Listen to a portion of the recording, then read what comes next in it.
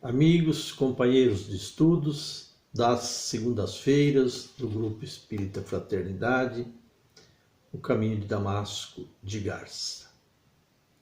Aqui estamos mais uma vez, com a graça de Deus, a bênção do Cristo e a presença e assistência da espiritualidade para darmos continuidade aos nossos estudos do Evangelho, particularmente o Sermão da Montanha, que vemos estudando versículo a versículo, seguindo este livro, A Voz do Monte, de Richard Simonetti, que nós escolhemos como subsídio para a nossa leitura, o nosso estudo de cada segunda-feira. Hoje, a página intitulada Se Houvesse Misericórdia abrange o capítulo 5, versículo 7 de Mateus. Bem-aventurados os misericordiosos, porque alcançarão misericórdia. Então, Richard intitulou o estudo desta página, que nós vamos seguir aqui, Se Houvesse Misericórdia, conforme recomendou Jesus. Inicia ele dizendo: é da lei divina que recebamos da vida o que lhe oferecemos. Bens e males praticados reverterão fatalmente em luzes ou sombras em nosso caminho, flores ou espinhos em nossos dias. A cada um ensina Jesus, segundo suas obras. A doutrina dos espíritos que nós nos baseamos, e também o Richard Simonetti, fala da lei de causa e efeito, que atesta a bondade, a misericórdia e a justiça infinita de Deus, o Criador. Nós somos construtores da nossa vida. Deus, no entendimento da doutrina, não castiga e nem privilegia ninguém, de forma que todos nós fomos criados iguais e alcançaremos o objetivo da criação do Criador. Estamos temporariamente passando por experiências no mundo físico. O espírito, que teve origem igual, idêntica para todos, encontram-se em estágios diferentes de evolução espiritual, abrangendo o intelecto e a moral, dentro do esforço que fez, das conquistas que realizou ao longo das passagens pelo mundo físico, mundo material, como presentemente estamos, chamados reencarnados. Somos pré-existentes espiritualmente falando e imortais como espíritos criados por Deus para todo e sempre. Subordinamo-nos às leis de Deus, às leis do Criador, eternas e imutáveis, conforme nós encontramos no estudo do Livro dos Espíritos, no chamado livro terceiro, as leis divinas ou naturais, divididas em 10, que ali se encontram, como os Espíritos mesmo informaram, servindo de base, embora não necessariamente esteja liquidado o assunto naquelas 10 leis, mas aquelas por si só, terminando com a última, 10ª lei de justiça, amor e caridade, abrangendo todas as demais, para nortear os passos, a caminhada dos espíritos na sua caminhada, de modo que, observando as leis, colhemos os frutos desrespeitando-a ou ignorando-a, estamos sujeitos a colher ou sofrer com os espinhos. De modo que nós estamos aqui para colher o que plantamos.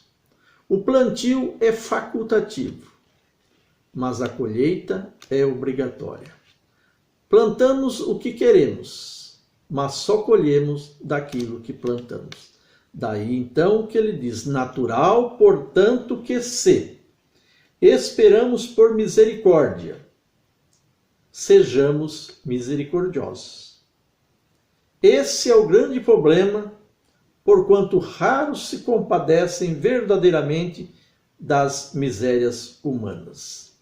Como nós ainda não aprendemos a querer bem, a amar na extensão plena do significado da palavra amor, como ensinou Jesus, né? Amor, lei de amor, justiça e caridade. Nós ainda somos aprendizes de amar. Portanto, não conseguimos ainda sentir por todos, apenas por um reduzido grupo, começando pela família, pelos amigos, mas ainda estamos longe do amor recomendado por Jesus, que envolve toda a humanidade. Nós vamos chegar lá, como espíritos puros, como Jesus, que aqui esteve e demonstrou o que é verdadeiramente amar. Então ainda não conseguimos ser plenamente misericordiosos. Daí que ainda não recebemos também a plena misericórdia. Né? Tanto que Jesus disse que a felicidade não é deste mundo. Ela não é porque nós ainda não a praticamos. A misericórdia, o bem, o amor, portanto, não retorna a nós nesta intensidade. Se houvesse misericórdia no mundo, não teríamos tantos correndo atrás de interesses imediatistas, conforto, riqueza, prazer, com tal despreocupação das angústias alheias. Quer dizer, nós estamos tão apegados, tão presos às coisas imediatistas dos bens materiais, que a gente assambarca, que a gente só quer para nós e estamos um tanto quanto distantes de praticar a verdadeira caridade, ser verdadeiramente misericordioso. Se houvesse misericórdia, não teríamos tanta sobra de alimentos em abastadas mansões, nem tanta falta deles em esquecidos casebres. Se houvesse misericórdia, não existiriam famílias com ricos armários abarrotados de roupas, e outras que nem mesmo possuem armários ou roupas para serem guardadas neles.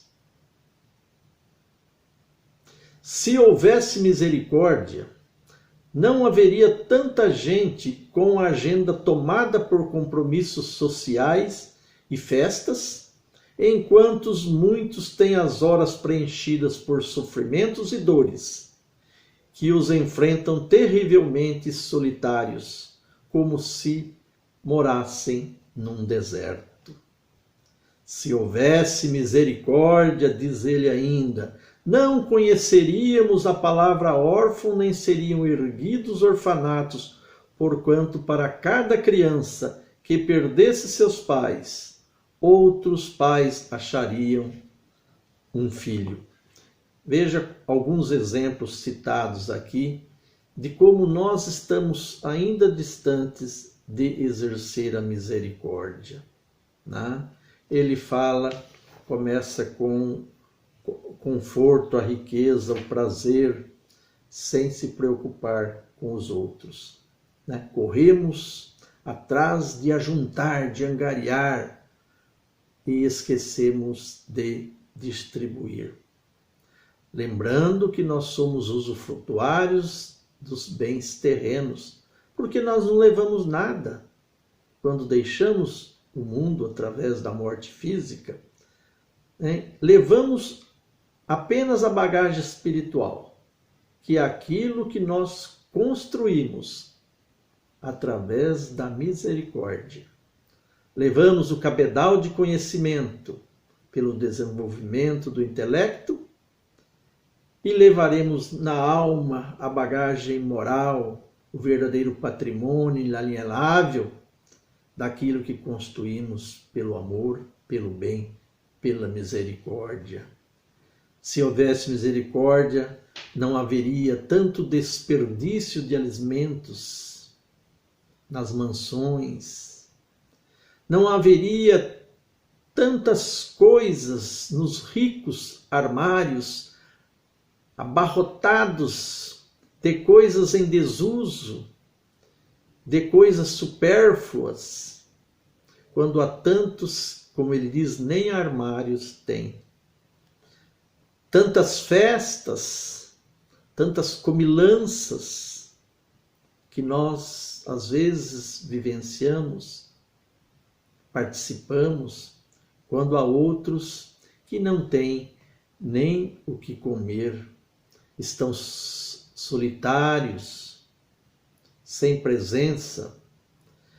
Se houvesse misericórdia, não haveria órfãos, não haveria asilos de pessoas deixadas, abandonadas pela família.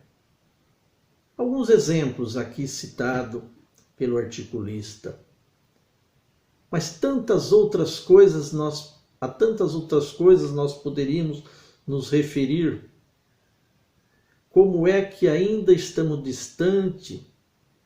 Como ainda nos falta a prática da misericórdia, que é sentir piedade, sentir dó, querer bem àqueles que, sobretudo, mais precisam, mais necessitam. Não somente das coisas materiais, como aqui enumeradas, mas as coisas também morais, da presença, da palavra, da aceitação, da compreensão, né? Amor, justiça e caridade, amar, ser justo e ser bom, é que nos leva a ser misericordioso. Então, o mundo, a terra, carece muito de misericórdia. Nós ainda não usufruímos dela porque ainda pouco a praticamos, como nós iniciamos dizendo, da lei de causa e efeito. A colheita que nós fazemos é daquilo que nós semeamos, daquilo que nós plantamos, daquilo que nós cultivamos. Ninguém colhe em searas alheias. É da justiça que cada um colha o que plantou, a cada um segundo as suas obras. Não é segundo a sua fé, a sua religião, a sua crença, não, segundo as suas obras. E continua: gerações futuras, eleitos que habitarão a terra após o expurgo final, admirar-se-ão profundamente do descaso, da indiferença do homem atual pela sorte de seu irmão. E perguntarão: será que não sabiam? Não teriam noção de que jamais haveria felicidade na terra enquanto a legítima fraternidade não estabelecesse a comunhão de todos os filhos de Deus, a fim de que bens e males, compartilhados espontaneamente, tornassem suaves todas as dores e completas todas as alegrias no caminho da redenção humana. Como nós hoje pensamos de o que se fez antigamente, provavelmente até nós, quando lá estivemos, como é que se pôde fazer isso? Escravizar, matar. Outros no futuro, ele diz, gerações futuras perguntarão, como é que fizeram isso? Não sabiam? Por que se fez desta maneira? Se portaram? Não tinham noção de que jamais haveria felicidade na terra, se não plantássemos o amor, se não cultivássemos a misericórdia. Pode ocorrer, com certeza vai ocorrer, porque nós, como hoje temos consciência do erro de ontem, da juventude, da mocidade, dos dias passados, espiritualmente, também amanhã, nas oportunidades futuras, questionaremos nós mesmos os erros que no passado foram cometidos. Há uma lição fundamental que ainda não foi devidamente assimilada pela humanidade. Somente possuímos o que damos. Apenas o desprendimento de nós mesmos, em doações de trabalho e interesse pelo próximo, acumula valores imperecíveis que rendem felicidade sempre. Não há alegria legítima e duradoura, senão aquela que se reflete no sorriso colocado em lábios alheios. Se muita gente transita acabrunhada e triste pela terra, é porque há escassez de misericórdia em seus corações. Todos temos algo a ver com a confusão do mundo. Numa casa de muitos filhos, onde cada qual esteja vivendo segundo os seus próprios interesses, rezando pela cartilha do cada um por si e o resto que se dane, teremos em pouco tempo um ambiente irrespirável, dominado por conflitos intermináveis, um pequeno inferno para se morar. Ampliemos esta casa até os limites da terra e teremos um lar habitado por bilhões de filhos de Deus, que ainda não aprenderam a viver como irmãos, fazendo dela a morada da angústia. Faça aqui então uma comparação do que acontece no seio de uma família onde não se vive em harmonia, em paz, em comunhão. Como ele diz, cada um por si e o resto que se dane.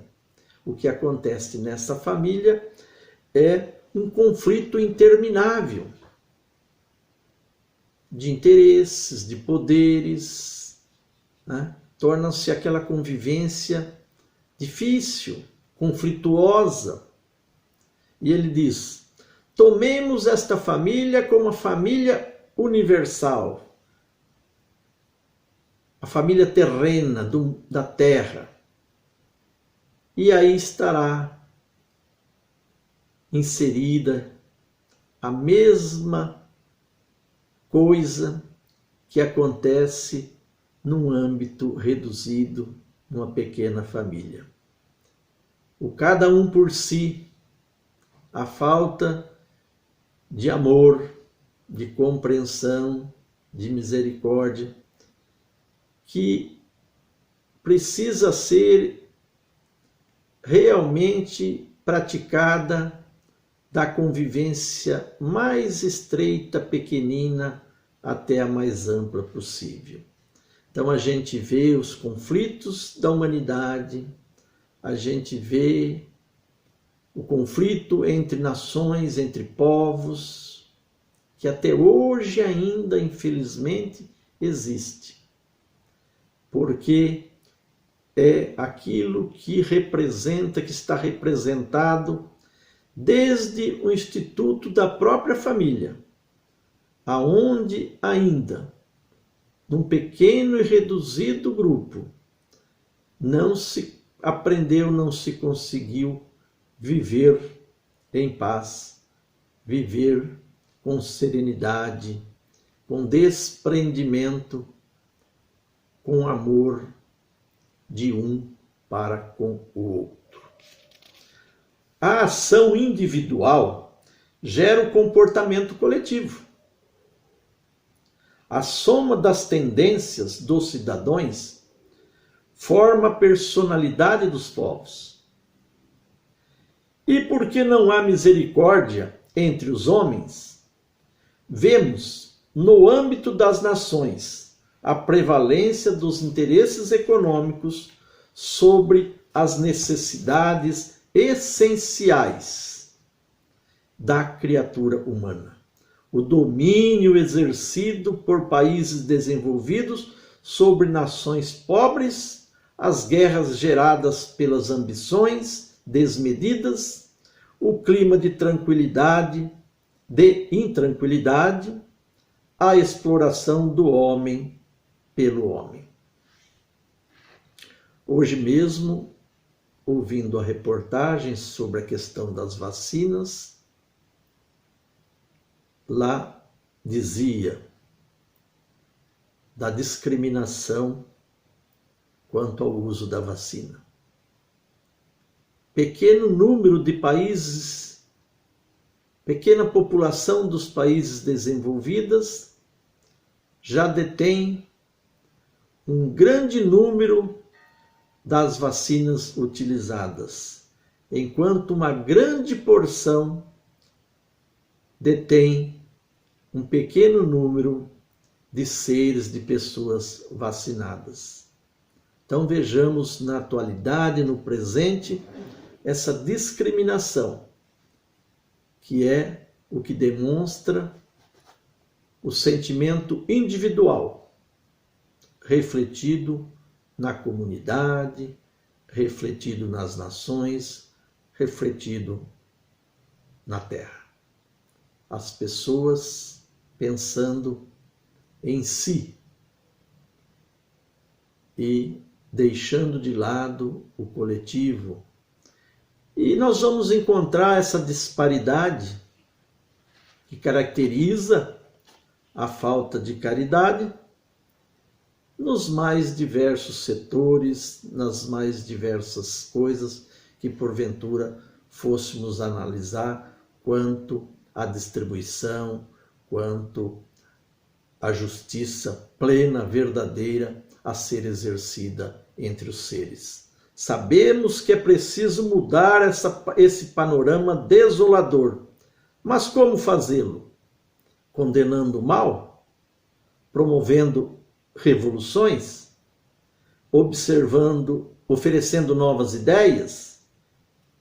Nada disso adiantará muito.